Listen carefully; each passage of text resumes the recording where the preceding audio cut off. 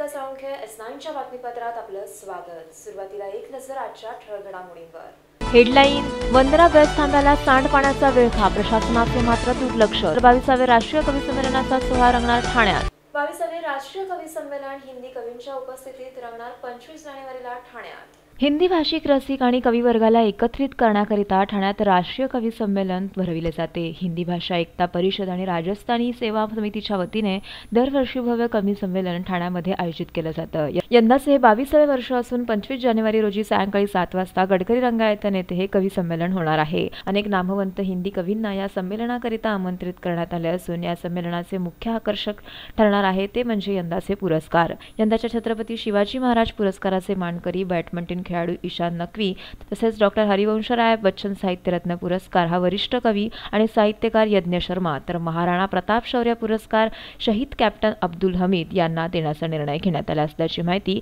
संयोजक BL शर्मा यांनी दिली आहे। देश आहे, राष्ट्रीयता, देशभक्ती आणि चरित्र निर्माण जे यंग जनरेशन आहे त्याच्या चरित्र निर्माण हे कवी संमेलनाच्या माध्यमाने आम्हाला करायचे आहे आणि ते सक्सेसफुली आम्हाला असं वाटतं की आतापर्यंत आम्ही सक्सेसफुली करत आहोत। कोणत्या कोणत्या कवींची आणि मान्यवरांची इथे उपस्थिती लाभणार आहे आणि काय पुरस्कार आहेत नेमके? ह्या वर्षी जे 3 राष्ट्रीय स्तराचे पुरस्कार देणार आहे त्याच्यामध्ये पहिला पुरस्कार जो आहे महाराणा प्रताप शौर्य पुरस्कार, तो मरणोपरांत कॅप्टन अब्दुल हमीद ज्यांना परमवीर चक्र मिळालं आहे त्यांना देणार आहे। त्याचे परिवार हे पुरस्कारसाठी इथे येणार आहे घ्यायला। तसेच छत्रपती शिवाजी गौरव जो पुरस्कार आहे तो आपल्या ठाण्याच्याच बॅडमिंटन खिलाडी आहे ईशान नक्वी, आंतरराष्ट्रीय खिलाडी आहे, त्यांना हा पुरस्कार आम्ही यावर्षी देणार आहोत। आणि तसेच साहित्यरत्न पुरस्कार हरिवंशराय बच्चनच्या स्मृतीमध्ये तो यज्ञ शर्मा मोठे साहित्यकार आणि कवी आहे त्यांना आम्ही देणार आहोत। ठाण्यातील काही मान्यवरही या कवी संमेलनास उपस्थित राहणार असून ठाणेकरांनी या कार्यक्रमास उपस्थित राहून कवी संमेलनाचा आस्वाद घ्यावा असे आवाहनही समितीच्या वतीने पत्रकार परिषदेअंतर्गत करण्यात आले। यावेळी समितीचे सदस्य ओमप्रकाश शर्मा आणि मुकेश सावलाही या ठिकाणी उपस्थित होते। Sarika Salunkhe S9 news Thane. ठाण्यातील कोपरी खाडीत चिखलात रुतलेल्या फ्लेमिंगो पक्षाला ठाणे महानगरपालिकेच्या सुरक्षा रक्षकांनी दिले जीवदान। वाढत्या औद्योगिकीकरण आणि शहराचा होणारा झपाट्याने विकास यामुळे पर्यावरणाची मोठी हानी होत आहे। त्यामुळे पक्ष्यांचे प्रमाणही सध्या कमी होत चाललं आहे। फ्लेमिंगो पक्षी हा विशेष करून हिवाळ्यामध्ये पाहावयास मिळतो, मात्र पर्यावरणाची मोठ्या प्रमाणात झालेली हानी लक्षात घेता या पक्ष्यांचे प्रमाण सध्या कमी झालं आहे। कोपरी खाडीतच असा एक फ्लेमिंगो पक्षी चिखलाच्या गाळात रुतलेला असून इतर पक्षी त्याला त्रास देत असल्याचे खाडीजवळील मासेमाराच्या लक्षात आले। त्यांनी ही बाब खाडीजवळ असलेल्या सुरक्षा रक्षकाच्या लक्षात आणून दिली, तर सुरक्षा रक्षक भरत मोरे यांनी आपल्या जीवाची कोणतीही पर्वा न करता गाळात रुतलेल्या फ्लेमिंगो पक्षाला संकटातून मुक्त करून जीवनदान दिलंय। कशा प्रकारचे प्रयत्न मोरेंनी त्या पक्षाला वाचवण्याकरिता केले त्याविषयी त्यांच्याशी केलेली ही बातचीत। माझं नाव भरत सीताराम मोरे आहे। मी तिथे विसर्जन घाटावरती भरपूर झाडं लावलेत आणि त्यांना मी नेहमी दररोज मॉर्निंग वॉकला पण जातो आणि तिथे पाणी पण टाकतो त्या झाडांना। आणि तिथूनचे दक्ष नागरिक दीपक सावंत, प्रशांत शिनकर तसेच मिलिंद पावसकर आणि घाडगे वगैरे असे जे काही मित्रमंडळ होते ते तिकडे फिरत होते, तर त्यांनी मला सांगितलं की तिकडे फ्लेमिंगो हा उभा आहे आणि त्याला कावळे वगैरे टोचा मारतात। त्याच्यामुळे मग मी ते फ्लेमिंगोला पाणी टाकायचं सोडून त्या फ्लेमिंगोला बघायला गेलो आणि तो तिकडे होता उभा तसा आणि कावळे टोचा वगैरे मारत होते। त्यावेळेस मग मी लगेच आपली पॅन्ट वगैरे काढली, ट्रॅक काढला आणि त्याला वाचवायला गेलो असताना तो इकडे तिकडे पळत होता। त्याच्यानंतर तो पाण्यामध्ये गेल्यानंतर मग मी पाण्यामध्ये सुद्धा जंप मारली।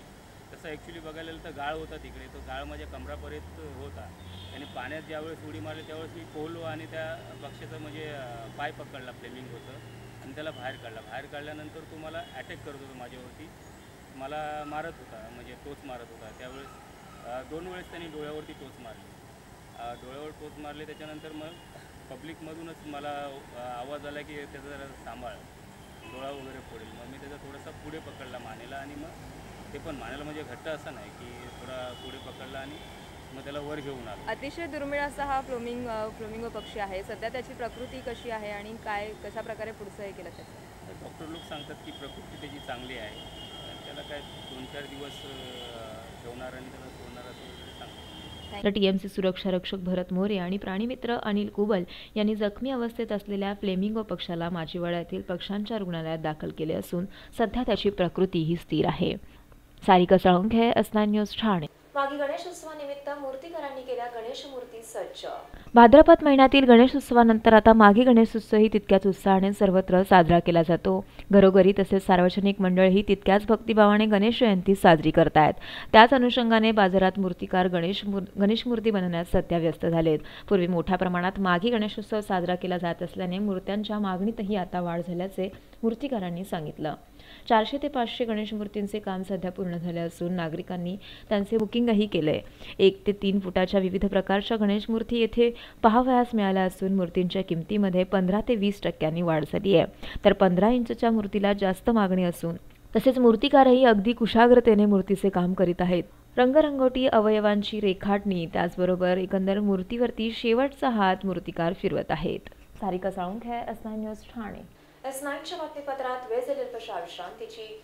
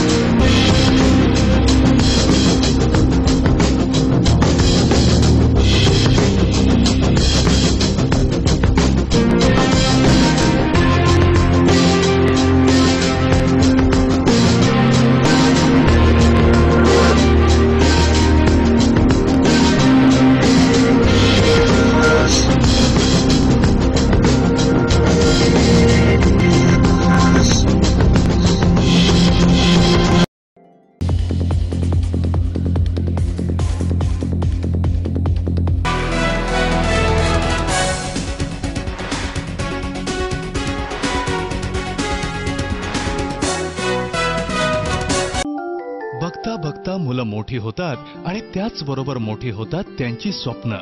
त्यांच्या ह्या स्वप्नांची, भविष्याची आणि सुखद आयुष्याची जबाबदारी TJSBची. उज्ज्वल भविष्य हा तुमचा हक्क आणि अर्थातच TJSBचं कर्तव्य. मीटिंगवर मीटिंग्स करतानाही होतील पे सगळे बिल्स. बायको सोबत शॉपिंगला घ्या बॅलन्स चेक करायचा थ्रिल. मित्रांबरोबर पार्टी करताना घ्या फंड ट्रान्सफरचा फील. किचन मधूनही करेल आई तिचा मोबाईल रिफिल. सर्व काही होईल शक्य जर असेल हाती TJSB मोबाईल बँकिंग.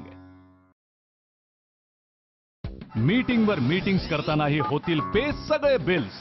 बायको सोबत शॉपिंगला घ्या बॅलन्स चेक करायचा थ्रिल. मित्रांबरोबर पार्टी करताना घ्या फंड ट्रान्सफरचा फील. किचन मधूनही करेल आई तिचा मोबाईल रिफिल. सर्व काही होईल शक्य जर असेल हाती TJSB मोबाईल बँकिंग. ठाणे महानगरपालिका हद्दीत घर घेताय का?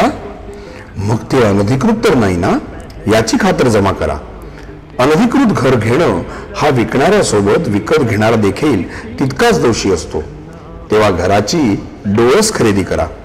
आपली कुठे फसवणूक तर होत नाही ना, यासाठी ठाणे महानगरपालिका मुख्यालयातील 4थ्या मजल्यावरील बांधकाम विभागात घराचा सर्वे नंबर, टिक्का नंबर याची खातर जमा करा. घराचं स्वप्न अवश्य करूया साकार, पण अनधिकृत घराचा नका करू कधीही विचार. अधिकृत घर म्हणजे उद्याची देखील निश्चिंती. अनधिकृत घराचे दार म्हणजे डोक्यावर कधीही तोडण्याची टांगती तलवार. जगणं तुमचं होऊ दे सुरेल गाणं. स्वच्छ, सुंदर आणि अधिकृत घरांचं हसरं ठाणं.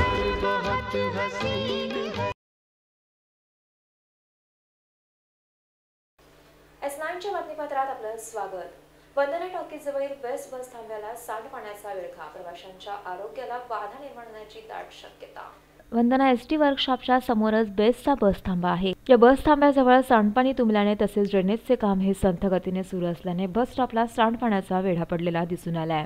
याच परिसरात जवळ शाळा, रुग्णालय, सिनेमागृहे तसेच ST बस डेपो असून वर्कशॉपही येथे आहे. तर या बस थांब्यावरून मोठ्या प्रमाणात प्रवाशांची ये-जाही होतीये.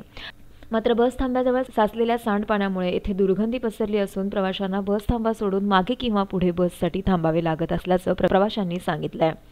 मॅडम, इथे शालेय मुलं, वृद्ध, ज्येष्ठ नागरिक सगळे थांब्यावर तिथे BSTची बस पकडण्यासाठी इथे थांबलेले असतात आणि या थांब्यावरच हे गटारात मुल्यामुळे असा त्रास होतो की अन्य कोणत्याही रोग पसरण्याचा संभव नाकारता येत नाही आणि याचा त्रास अन्य लोकांनाही होऊ शकतो. आमचे STचे समोरच ऑफिस आहे, ते कर्मचारी असतात ते जा करत असतात, प्रवासी करत असतात, त्याचा अतोनात हा त्रास होतो आणि आज जिकडे तिकडे डेंग्यूचा फैलाव झालेला होता, अन्य रोगही पसरण्याचा संभव नाकारता येत नाही. त्याबाबत महानगरपालिकेने तात्काळ कारवाई करावी अशी आमची एक मागणी आहे. येथे साचलेले सांडपाणी आणि दुर्गंधीमुळे मोठ्या आजारांना आमंत्रण देण्यासारखे आहे. शिवाय शाळकरी मुलेही मोठ्या प्रमाणात येथून ये जा करीत असल्याने त्यांच्या आरोग्याला बाधा निर्माण होण्याची दाट शक्यता सध्या निर्माण झाली आहे. तर पालिका प्रशासन आणि बेस्ट प्रशासनाने लवकरात लवकर बस थांब्याला घाणीपासून मुक्त करावे अशी मागणी स्थानिक नागरिक आणि प्रवासी वर्ग करीत आहे. Sarika Salunkhe, S9 news, Thane. अभिनय घट्ट्यावर ठाणेकरांनी आस्वादली संगीत संध्या.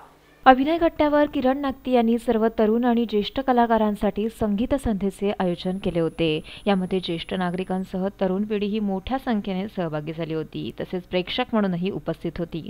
कहीं दिन ढल जाए असे या कार्यक्रमाचे शीर्षक होते. तर ओ मेरे दिल, आज से पहले अशी विविध गाणी ज्येष्ठ नागरिकांनी येथे सादर करीत प्रेक्षक वर्गाला एक प्रकारची भुरळच टाकली होती. तर तरुण वर्गांनी या ज्येष्ठ कलाकारांना टाळ्यांच्या गजरात साथ देत संगीत संध्येचा अप्रतिम असा आस्वादही घेतला. एकंदरच तरुणांबरोबर ज्येष्ठ नागरिकांच्या कलागुणांना जोपासण्याकरिता अभिनय घट्टा हा यशस्वी ठरत असल्याचे पाहावयास मिळाले.